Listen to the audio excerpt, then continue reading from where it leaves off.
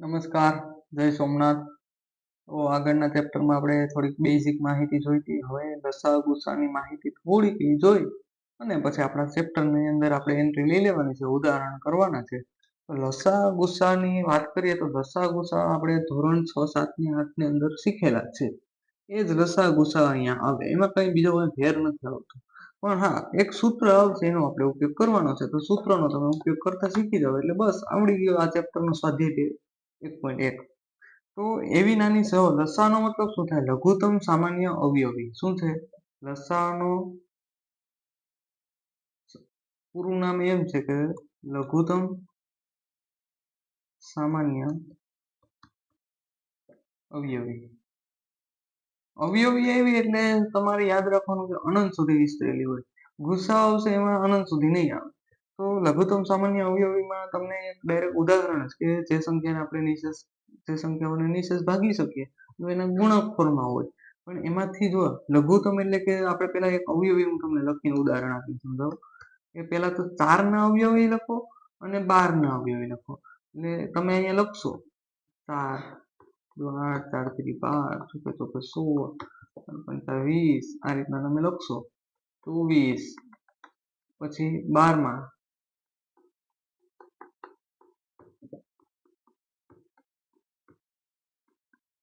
એમ અનંત સુધી તમે લખશો અવયવી. હવે તમને જો અવયવી આવી ગઈ, એક વસ્તુ આવી ગઈ. હવે સામાન્ય તારવવાના છે. તો આમાં સામાન્ય કે છે 4 છે, નહીં 4 નથી, એક મિનિટ, 4 નથી, પણ અહીંયા તમારો 12 છે, પછી 24 છે, એમાં આગળ જશો 36 આવશે. તો આ છે એ સામાન્ય છે. સામાન્યમાં પણ લઘુત્તમ એટલે નાનામાં નાની કઈ છે? નાનામાં નાની કઈ છે? લઘુત્તમ અવયવી કઈ છે? તો કે 12 છે. તો અહીંયા તમારો લસા શું થાય? 4 અને 12 નો લસા શું થશે? 12 થશે. ઓકે, આ તમારે લઘુત્તમ સામાન્ય અવયવ થયું. તો હવે તમને સમજાયું હશે થોડુંક કે ભાઈ લઘુત્તમ સામાન્ય અવયવ કોને કહેવાય. એ જ રીતના તમારે ગુરુત્તમ સામાન્ય અવયવ આવે, એમાં શું તમારે આવે એની વાત કરી દઈએ. તો કે ભાઈ ગુસાની વાત કરીએ. HCF પણ એને કહેવામાં આવે, HCF. એને ગુસાનું પૂરું નામ શું? તો કે ગુરુત્તમ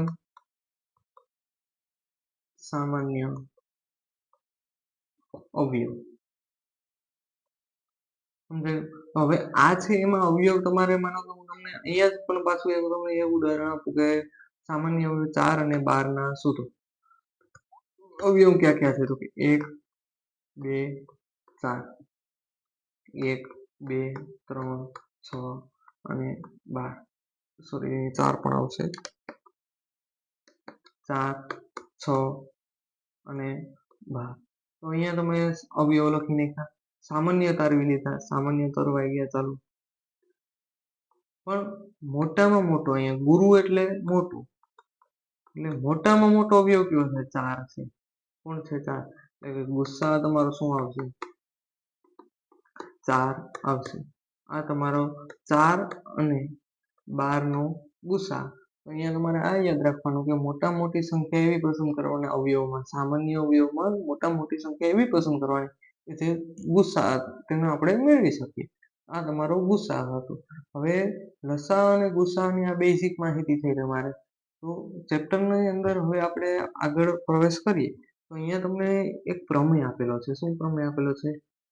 અંકગણિત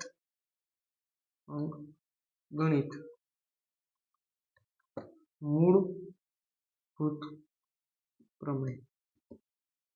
અંકગણિતનો મૂળભૂત પ્રમેય શું તમને કહેવા માંગે છે? દરેક સંખ્યાઓ છે તેમના અવયવો તમે લખો, એ અવયવોને અવગણી એટલે કે તેને અવગણી અને અવિભાજ્ય સંખ્યાના ગુણાકારમાં ગમે તે રીતના તમે લખી શકો. માનો કે સામાન્ય રીતના મેં તમને તમારે કોઈ અવયવ મળ્યા, તમે આપણે આ રીતના 12 ના અવયવને તમને શોધવાનું કીધું, 2 6 12, 2 તેરી 6 ને 3 એકુ 3. તો તમે આ રીતના લખો ને એના અવયવ કે 2 ગુણ્યા 2 ગુણ્યા 3. તો આની જગ્યાએ તમે જો આ રીતના લખો તો 3 ગુણ્યા 2 ગુણ્યા 2 અથવા 2 ગુણ્યા 3 ગુણ્યા 3. આ કોઈ પણ રીતના લખો, આનો જવાબમાં કોઈ જાતનો ફેર પડતો નથી. આ પ્રકારે કઈ ફેર ન પડે તો આ અંક ગણિતનો મૂળભૂત પ્રમેય છે કે કોઈ પણ રીતના તમે લખો કોઈ જાતનો એમાં ફેર થવાનો નથી. એટલે આ રીતના તમારે યાદ રાખવાનું શું કે આમાં કોઈ પણ સંખ્યાનું લઈએ, તમે માનો કે 2 ગુણ્યા 3 ગુણ્યા 5 ગુણ્યા 7 આ કોઈના અવયવ છે, એમાં તમે ઉલટું કરી નાખો કે 7 ગુણ્યા 5 ગુણ્યા 3 ગુણ્યા 2 લખ્યા અથવા 5 ગુણ્યા 3 ગુણ્યા 7 ગુણ્યા 2 લખેલ છે.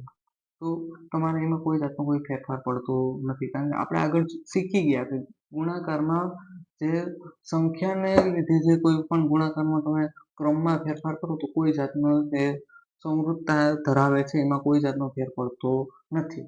તો આ એક યાદ રાખવાનું છે કે ભાઈ આપણે પ્રમેય છે એ અંકગણિતના મૂળભૂત પ્રમેય આ કહેવા માંગે.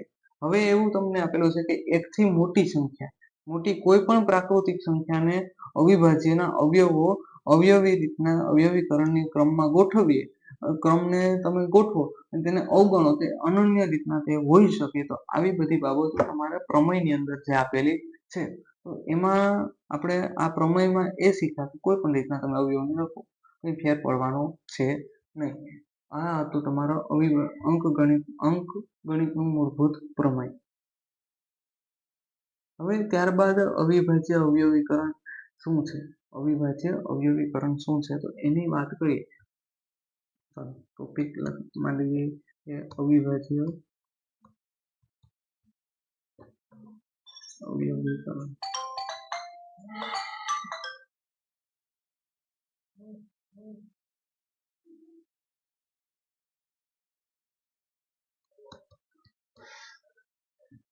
આ અવિભાજ્ય અવયવીકરણ એટલે શું એ યાદ રાખવાનું છે. તો કોઈ પણ છે ને વિભાજ્ય સંખ્યાને તેના અવિભાજ્ય અવયવોના ગુણાકાર સ્વરૂપે દર્શાવવામાં આવે તેને શું કહેવાય, અવિભાજ્ય અવયવીકરણ. શું કહેવાય કે કોઈ પણ વિભાજ્ય સંખ્યા છે, એટલે કે માનો કે કોઈ પણ એક ઉદાહરણ લઈએ તો એમાં આપણે માનો કે ઉદાહરણ લીધું 27,720, તો આનો અવિભાજ્ય અવયવીકરણ કરીએ તો 2 ગુણ્યા 2 ગુણ્યા 2 ગુણ્યા 3 ગુણ્યા 3 ગુણ્યા 5 ગુણ્યા 7 ગુણ્યા 11.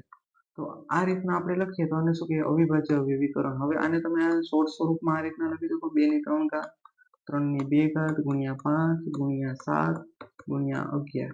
તો આ છે એ શું છે, અવિભાજ્ય અવયવીકરણ. તમારા અવિભાજ્ય અવયવીકરણ આ રીતના જોવા મળશે.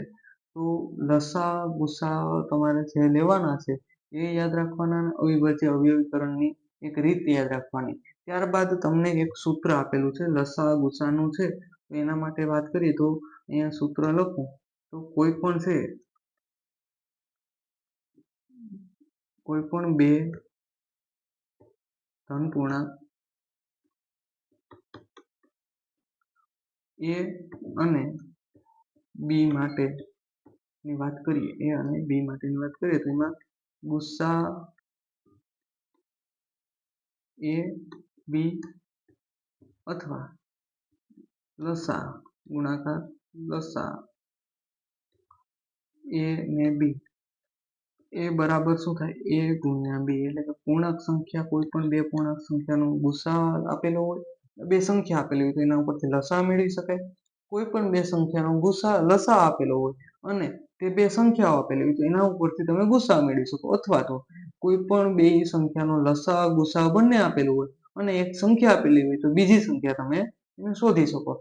આ છે તમારો પ્રમેય, તમારું સૂત્ર એક અને પ્રમેય. એ પ્રમેયમાં તો ખાલી એટલું યાદ રાખવાનું છે કે કોઈ પણ સંખ્યાનો તમે ગુણાકાર તો આડાવડી રીતના લખી શકો અને અવિભાજ્ય અવયવીકરણની રીતથી આપણે બધા દાખલા ગણવાના થશે. એના આધારે તમને આગળ ખબર પડી જશે કે કઈ રીતના આપણે કરવાનું છે. તો હવે ત્યારબાદ જે ઉદાહરણ છે એ નેક્સ્ટ વિડીયોની અંદર તમને ઉદાહરણ પછી સ્વાધ્યાયના દાખલા એના વિશે આપણે ચર્ચા કરીશું. અહીંયા સુધી રાખીએ. અસ્તુ. જય હિન્દ, જય ભારત.